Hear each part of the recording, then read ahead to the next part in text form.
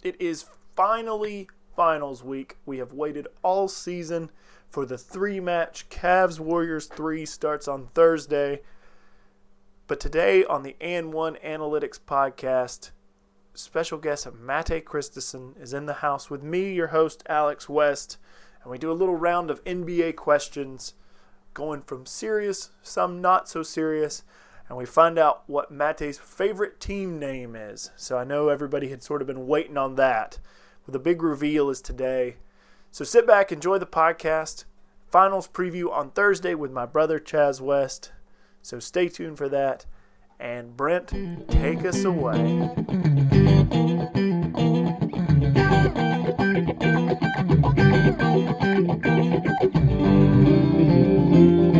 So I want to welcome in Mate Christison, guest, first second time guest. That's what you are. This is the first time someone has come on the podcast twice. So welcome, Mate. It's good to be back. Today we're going to do something super important. I figured since we had a couple of days to kill before it was time to even do finals preview, that we were just going to do some discussion questions, like this was a college class. And a couple of them from listeners, from readers, a couple of them were sent in, a couple of them we came up with ourselves. So let's just get into it. Number one question: would LeBron James be the best player in the NBA if he were 6 feet tall?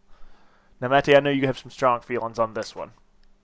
Well, I have some strong feelings about LeBron James in general, but I'm actually not sure if the answer to this is yes. I don't know if he would be the best player in the league if he was 6 foot tall. Just the physicality is such a big part of his game. The way that he can play any position, the way that he can do those ridiculous rundown blocks as someone else is going for a layup, that sort of thing. So I don't think that he necessarily is, or if he is, it's much closer than it is now. All right. I think some of his skill set translates. I think there are a couple of things that, like, he's still probably the best passer in the league at 6 feet tall. Mm-hmm. He probably is still. He's probably a better shooter just because he's had to shoot more in his life growing up at 6 feet tall. But there are some things I think that translate, and I think he's still a very good player. But I think, absolutely. But I think he's probably in the 10 to 15 range. He's for example, I think my comparison would probably be he would be a lot more like Chris Paul, particularly this late in his career. Yeah, that's fair. 10 to 15, I think maybe a little low, but I don't think he's hands down the best league at 6 feet tall. Okay, this is just right off the top of my head. He's not going to be better than Durant. He's not going to be better than Harden or Westbrook or Kawhi. And then after that, I can probably see some debate. But, that's probably... So he's fifth, maybe at best? The Westbrook thing, I think, is interesting to me. Because, I don't know. I feel like in a lot of ways, Westbrook is... somewhat like a smaller LeBron, he's got that physicality. True, that's a very good point. But I feel like he's more Westbrook is more prone to turnovers. He doesn't get his teammates as involved as LeBron does. So I'm not sure that Westbrook is. I mean, he would still have a couple inches on him, but I'm not sure that Westbrook is better than LeBron at 6 feet tall. But I'll give you Durant and probably Harden too. What about Kawhi? Probably Kawhi too. All yeah. Right. Russ is 6'3", which I think would play a big part in it. And I think, for my money, Russ is the most athletic player in the NBA right now. Regardless of height, I think that he attacks the rim in such a way with such ferocity. Nobody has more bounce than Russ. When he gets up, man, he gets up, especially to only be 6'3". And so I think that if you scaled LeBron down in our scaling down machine, he probably wouldn't be as athletic as Russ, just because Russ is such a high level athlete. That's interesting. I mean, we'll know once we develop this scaling down. That's true. Machine. Okay, so we're gonna see some practical results. All right, let's put a pin in. Would LeBron be the best player at 6 feet? and go to our next question. I like this one. If you were to do an NBA redraft right now and you had the number one pick, who would you take? You're starting your team right now, today. Every player in the league is available. Who do you take first? And are we also assuming that every player is their current age? Every player is their current age right now, this moment. They put a stop to the finals and they said, Mate, we have to redraft the league right now. Ooh, that is a tricky one because I mean your tendency is to LeBron, but at his age, then that becomes probably because even though he still is showing no signs of slowing down, that's gonna be hurting you in a couple of years compared to some of the other picks. Yeah, who do I pick? So you got Durant's 28. Kawhi's 27. Harden is 27, I think.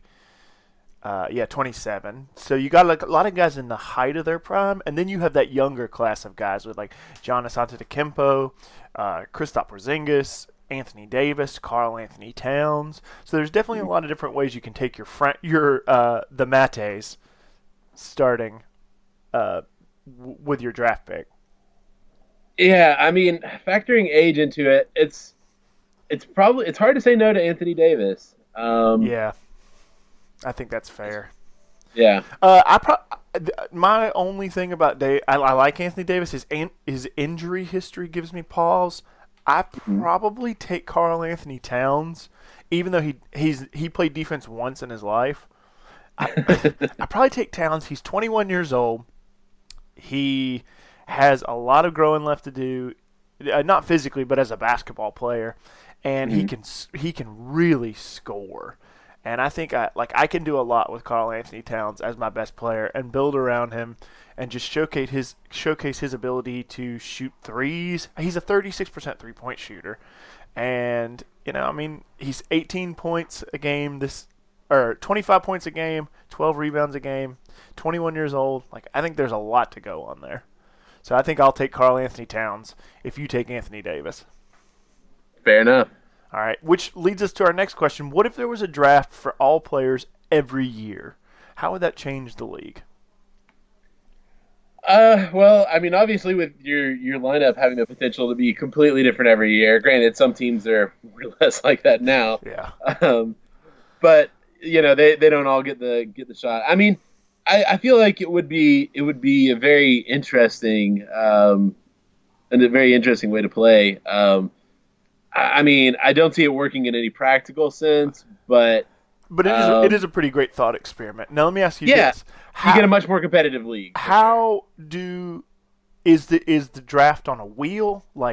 Do you pick do you pick first 1 year and then 29th and then second and then 30th or whatever? Is it in a set rotation, or is it about record in the previous year? I would say it's probably record because our goal here is to make the most competitive league possible. We're creating ultimate parity. Right. So I'd say just even if you were the worst record 2 years in a row, then you get first pick 2 years in a row. Now, not even a lottery system. Now, going back to our last question, this sort of changes my answer. If we were redrafting every year, I'm taking LeBron every year until he shows significant decline. Well, I was not factoring this into I know. My previous answer either. But yeah, I think you're right on that.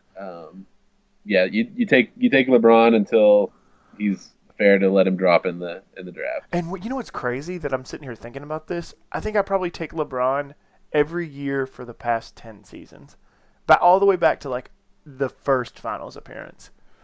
I think he's. I think you're right. And then before that, I probably take Duncan every year back to Shaq, and then Shaq back to Jordan. So there's not a lot of picks in this. It just goes pretty much from 1991. You either pick MJ, Shaq, Duncan, or LeBron. Well, that's a crazy thing. Maybe you have the answer to this, but how many different players have won the MVP award going back to Jordan? and how many should have won it, because Ooh. I think we just said that the answer is like 5, right? Yeah. There's nothing worse than the we don't want to give the guy, the best player in the league, the MVP award because we're bored of giving it to him.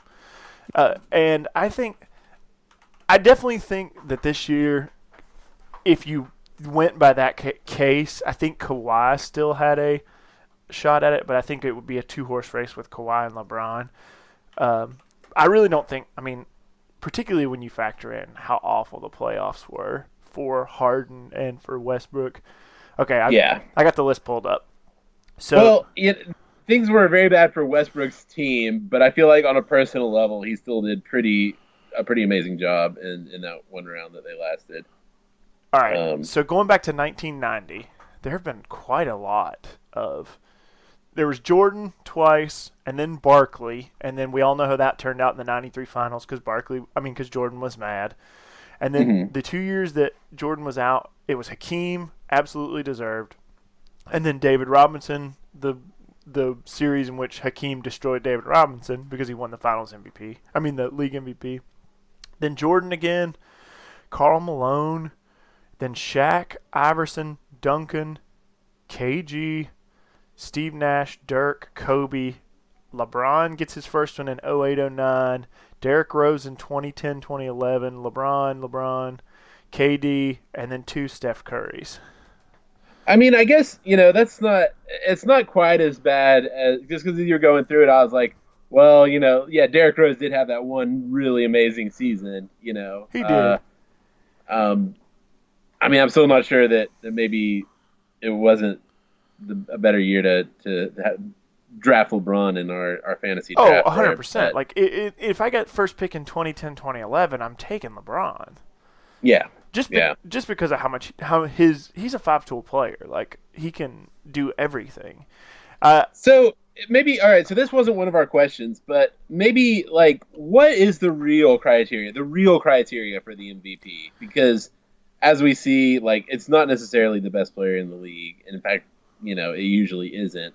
Like, what is it? Is it just improvement over a previous year? Should it really be like a most improved player award? I think that what you're saying is the criteria for why LeBron doesn't win every year. I think a lot of times we don't compare LeBron to other people in the league.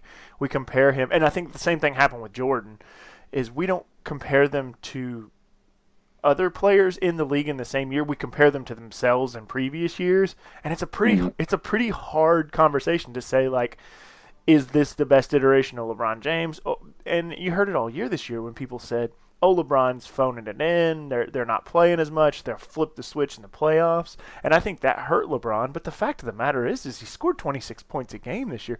He averaged like a 26, 7, and 7. Yeah. Like something ridiculous. And I think that really hurts his candidacy sometimes. This year, he used 26 points, 8 rebounds, 8 assists, 8.6 rebounds, 8.7 assists. Like, those are pretty insane numbers. But my criteria, it's hard to put into words, but it's 80% where would this team be without this dude, and 20% how well has this dude played all year? Like, has he been the best player all year? When I look back in 5 years, will this be the dude I remember? I think that's my criteria. Fair enough. And I think if you do that, I think Westbrook probably is a pretty decent candidate. Because we'll look back in 5 years and go, yeah, remember Russ's triple-double year? That was insane. Yeah, for sure. So, it was a pretty insane year. Yeah, so I think that's – what's your criteria for the MVP? Well, I'd like to say that it truly is like the best player in the league. I mean, yeah, I know you could say valuable to their team. Like, if you look at Durant on the Warriors, like, well, the Warriors would still be a very good team without Durant. So like maybe a 73-9 team, give or take. So I mean, maybe it's not. But I mean, it feels like it's not fair to be out of the running just because you're on a good team. I don't know. It's always been a really weird award to me when you look at like who it actually goes to.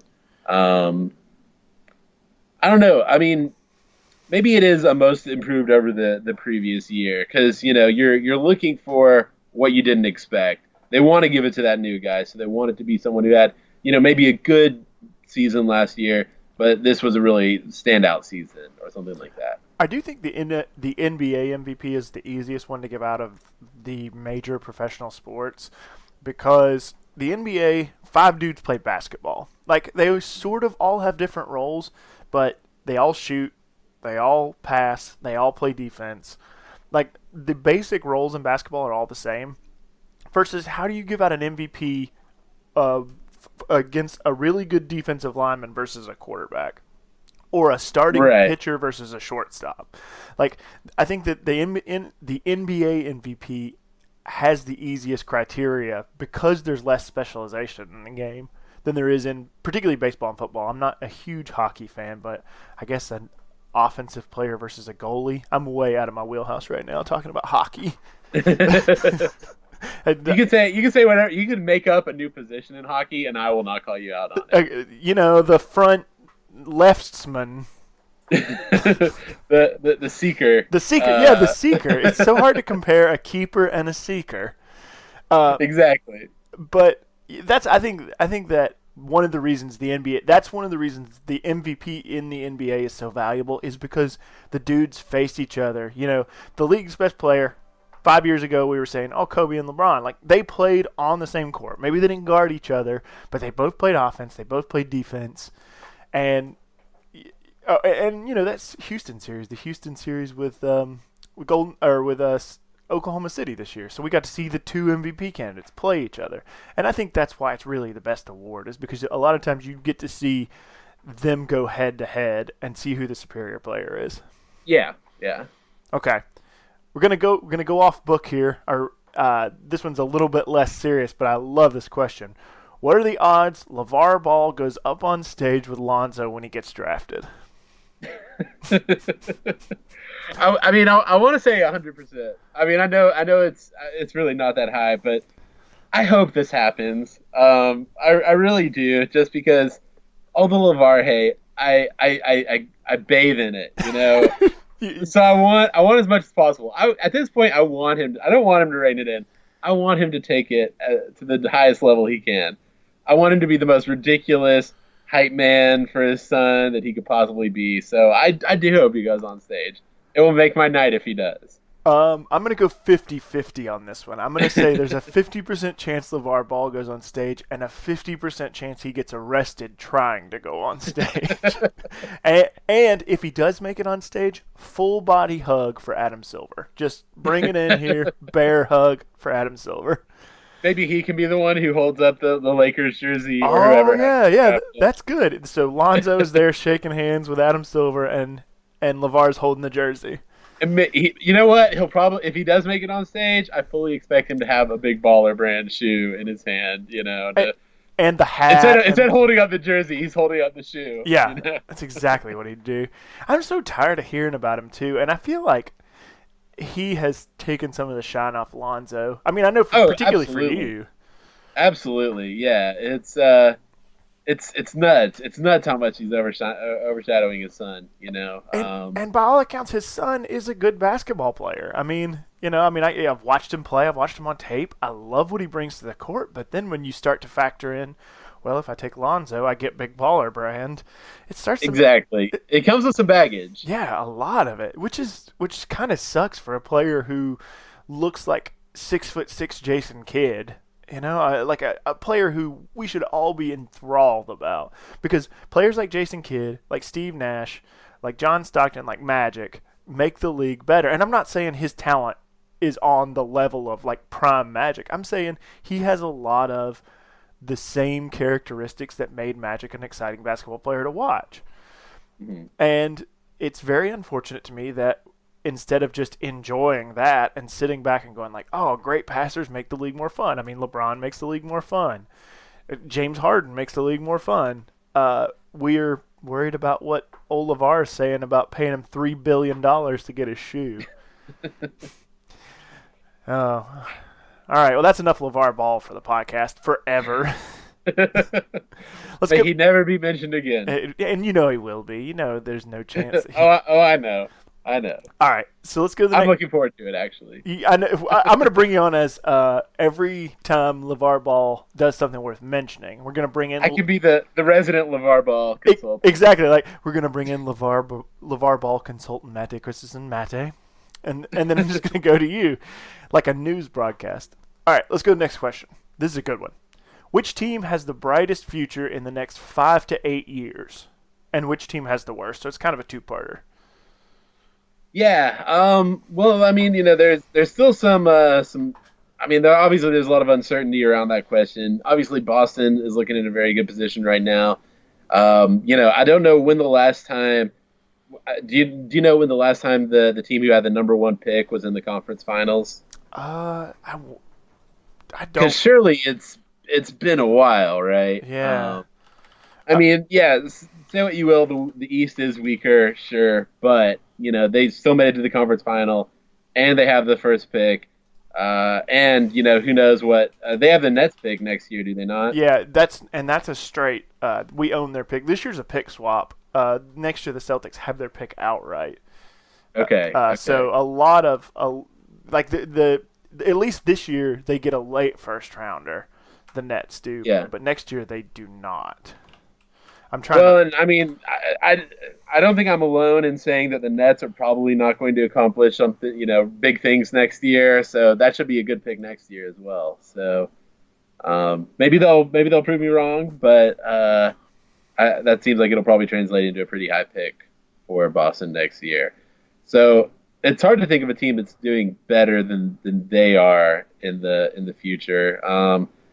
I mean, I guess the Bucks are on the rise. I'm not really following them quite so closely, but I think the Bucks have to make a couple of moves. I think they have to probably find a real point guard. But I love Giannis, and I really love Jabari Parker. I know people are down on him because of his injuries, but I really love Jabari Parker and Chris Middleton. I think there's a lot to love up there, but I think they're probably a little worse off until they find one more solid young player. Another team that I'm really high on in terms of future, and I know this is probably going to be, seems like I'm shooting fish in a barrel here, but Minnesota with Wiggins and Karl Anthony Towns, with Andrew Wiggins and Karl Anthony Towns, I think that they're a team that has a lot of tools. They have Tom Thibodeau as their coach, a defensive-minded coach, and they have two great young scorers, and that's what you need in basketball. You need a guy who can get buckets, and they got two of them. Yeah, yeah. Also, I can't answer your question, but I can tell you that in 1978 and 79, the Lakers went 49-33, and they lost in the conference semis to the Supersonics, and then that year they drafted Magic. So that was That was my closest approximation.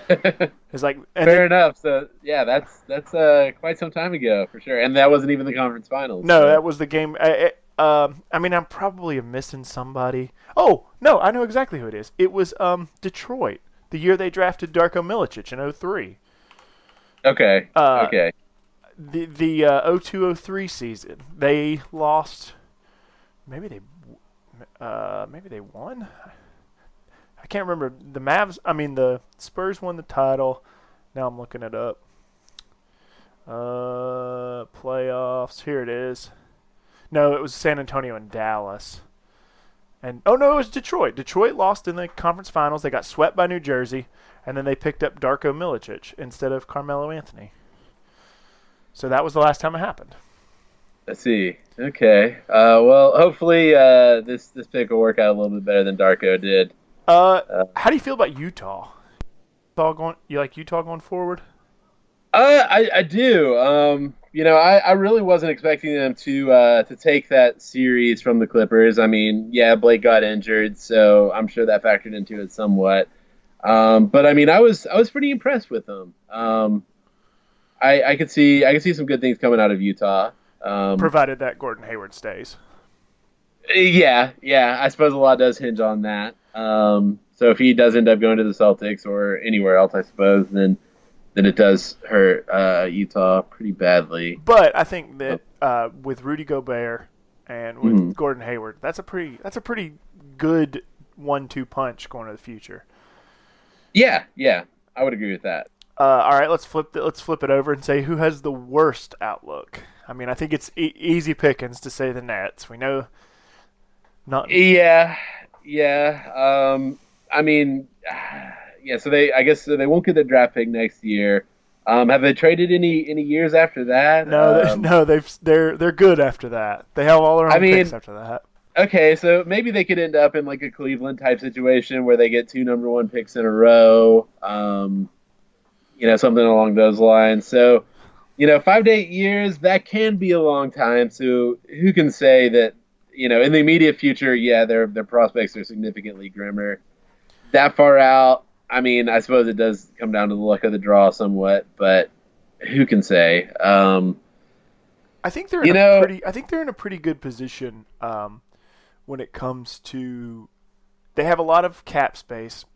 Brook Lopez is going to be a free agent after next year. They can really start to rebuild, but I think it's very incremental.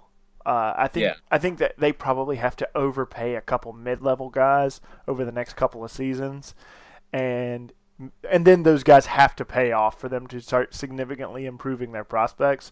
It's like my example of this is like sign Jonathan Simmons, and then all of a sudden Jonathan Simmons is a 20-point-a-game scorer. Mm-hmm. Now you've got the basis going forward for, okay, we did this.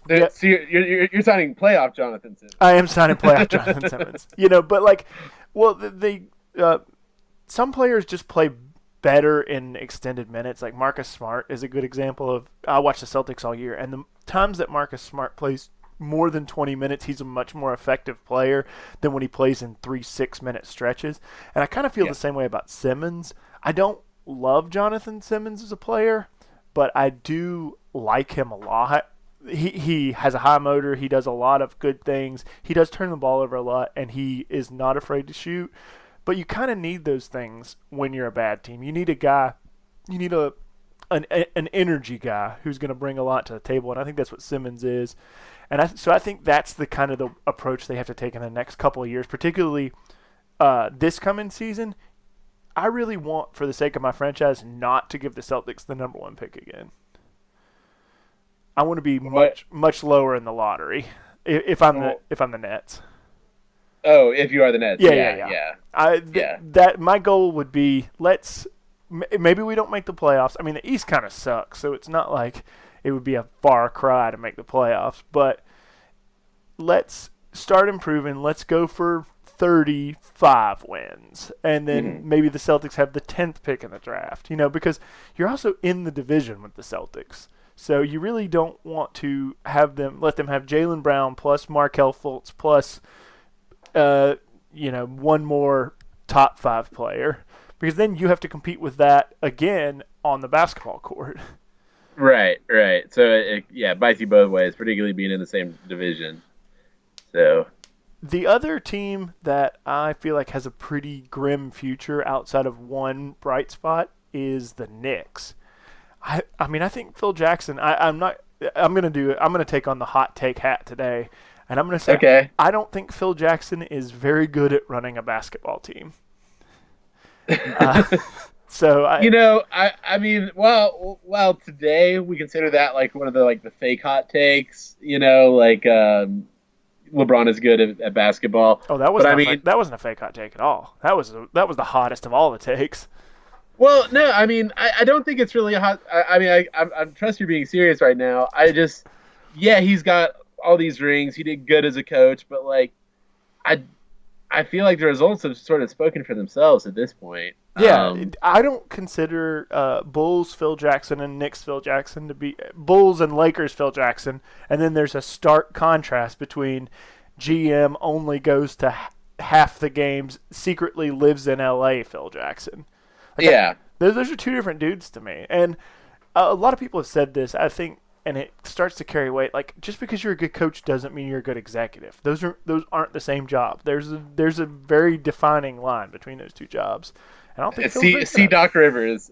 Yeah, that's a good example. And also, like, Phil is not going to take a trip to Washington to watch Markelle Fultz play, and he's not going to ride in a plane for 7 hours and then a car for another 3 to go see some kid play in Croatia. And that's just what it takes to be a GM in the league, is just pounding the ground and beating the bushes and looking for dudes who are quality players, and that means going to Europe and going to Nebraska and going all over the country. And I don't think that's something Phil's going to do. Yeah. I think you've nailed it. So that's definitely going to be against them until they replace Phil. And they might lose Porzingis. Porzingis is not exactly thrilled with the organization right now. I'm not sure if you can hear it on the podcast, but there's a dog going nuts upstairs. I can hear it. Okay, all right. I assume that means the podcast listeners can also hear it. Well, enjoy that, podcast listeners. There's just a dog. That's a little freebie on the podcast. All right, 2 more questions and then we'll call it a day. What's the worst team name in the NBA? Okay, yeah. So what got me on this was there was a post on Deadspin titled "How the Wizards Ended Up with the Worst Team Name in Sports," not just in basketball, not just in professional sports, but in sports. And I took a lot of umbrage to that. I don't even agree that the name Wizards is a bad name. I certainly don't think it's the worst in sports. I don't even think it's the worst in the league. So, okay. Who is the worst in the league? All right. So I would say there's quite a few bad names.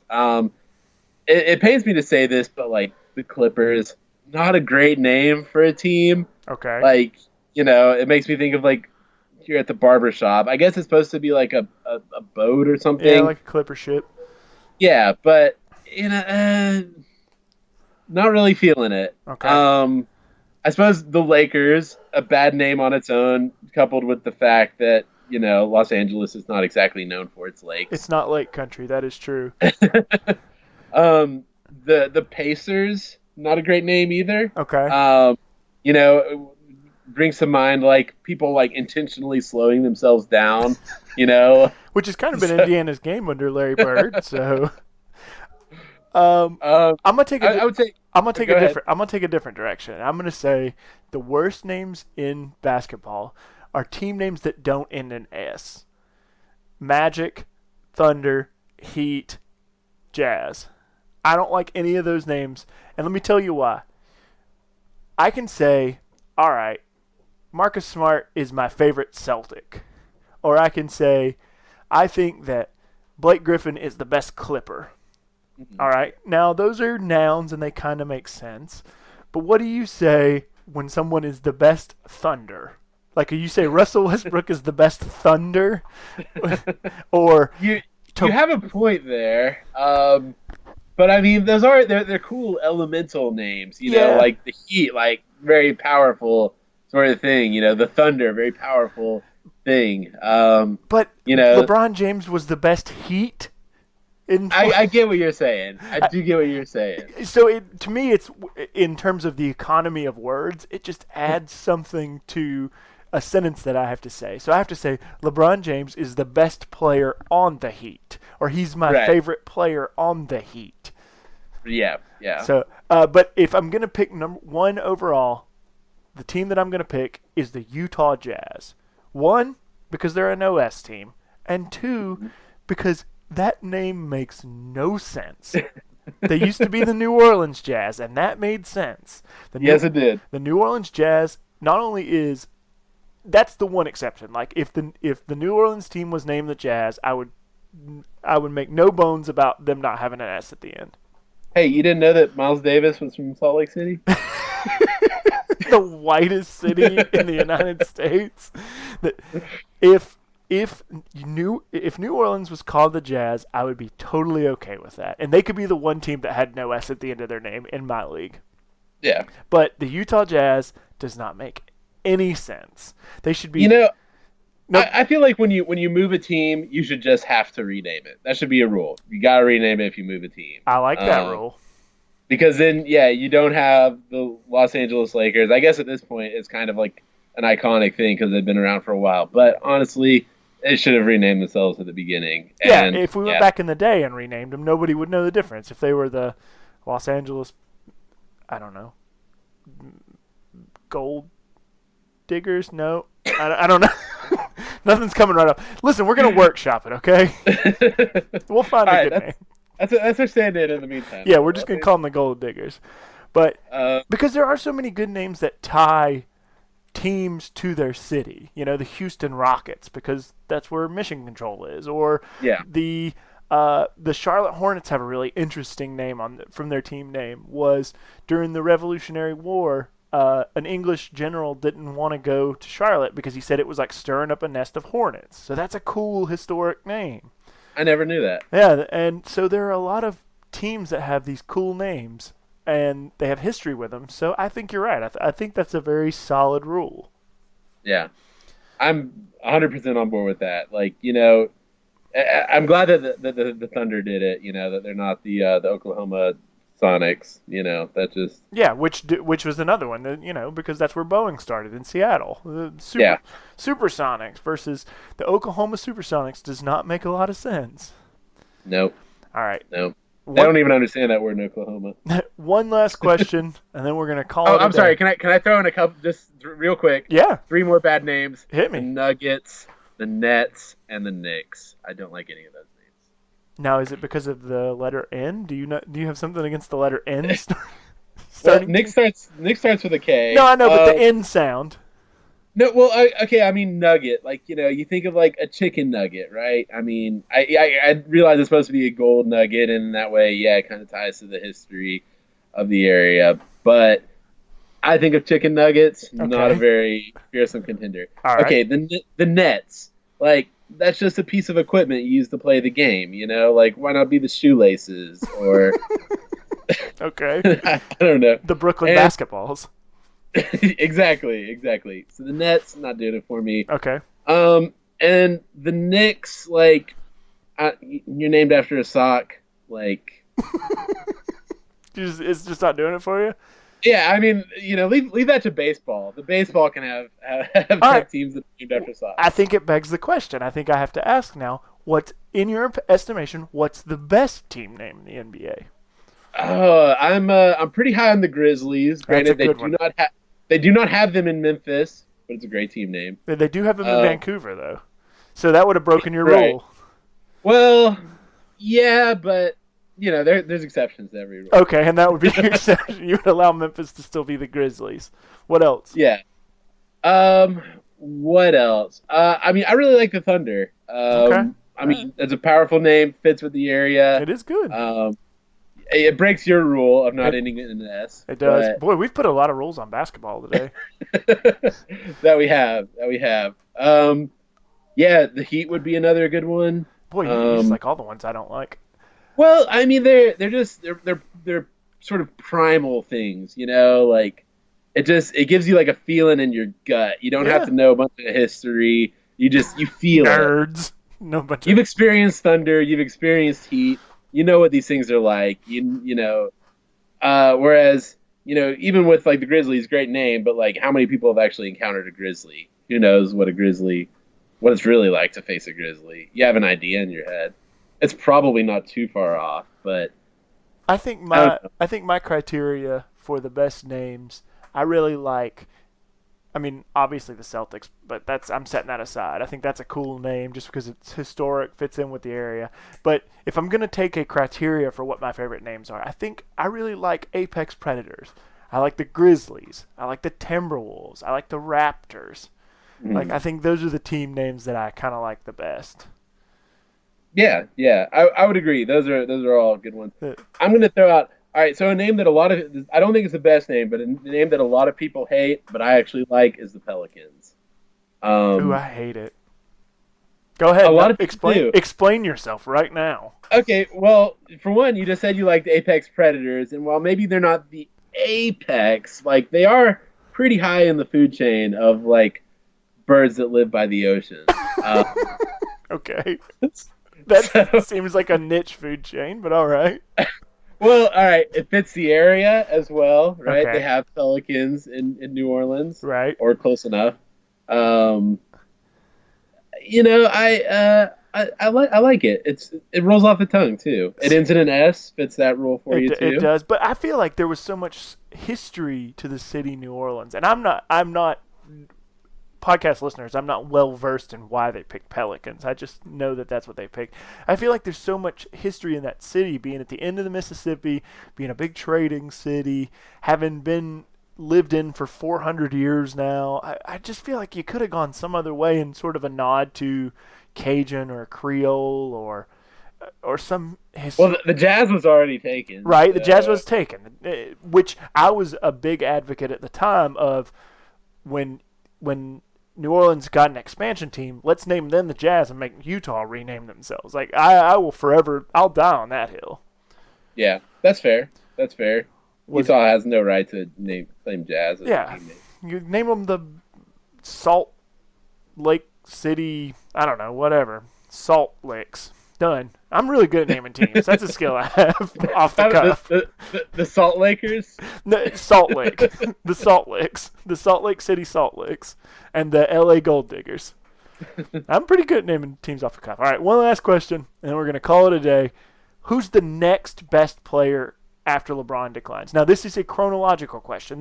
I'm not asking you who the second best player in the league is right now. I'm saying after LeBron is done being the best player, who assumes the mantle? That is tough. I mean, yeah, the temptation is to say Durant, but he's not that much younger than LeBron. Who knows if he'll still really be in his prime by the time when it starts dropping off, whenever that is. I mean, maybe he's 45 before he loses a step. Now, if it's next season, maybe. Yeah. But if it's 2 or 3 seasons, I could see some other guys jumping him. Yeah. I don't know. Who's your answer on that one? Oh, I was put on the spot. I didn't think I'd have to answer the question that I put on the podcast. You thought I would just say my answer. And I would agree with you. I would agree with you, and I'd say, all right, good podcast. I think the next best player in the league is probably John Wall. Ooh. John Wall's a lot younger. He drafted in 2011. Which is going to put him in like the 26, 27 range. Maybe even younger. He might be 25. He's 26. John Wall's 26 years old. He is the second best player in my estimation in the Eastern Conference right now. And I feel like right as the Cavaliers start to decline, the Wizards will start to take that as the best team in the East, I think. Because I think the Celtics are building further out, and I think John Wall's the second best player in the Eastern Conference. So I could see him jumping up and being the best player in the league. Now that would require, because being the best player in the league requires luck also. Yeah. I think that it will require Washington and Ted Leonosis to build their team a little bit better. Obviously, one of the shortcomings of the Wizards this year was that their bench was god-awful, and they will need shoring up a bench. They probably need one more star, whether they develop them, whether it's Kelly Oubre or somebody they develop from their own team or it's somebody they sign. I think they need one more guy. But if the factors all fall into place, I could definitely see John Wall being the next great player for like 2 or 3 seasons, and then we get into the younger guys, into the Anthony Davis, into the Karl Anthony Towns, into the Giannis, because that's definitely, those 3 dudes are definitely on the list. But I feel like we're going to get a little bit of LeBron decline. Somebody takes the mantle for a couple of years before the young guys finally take over. You know, my pick is going to be Kawhi Leonard on that. Ooh, that's a because he's 25, so he'll be basically right in his prime once assuming that LeBron suffers a drop off within 3-4 years, something like that. I think Kawhi could be the next guy there. Yeah, that's a damn good answer, because Kawhi has done everything that's asked of him.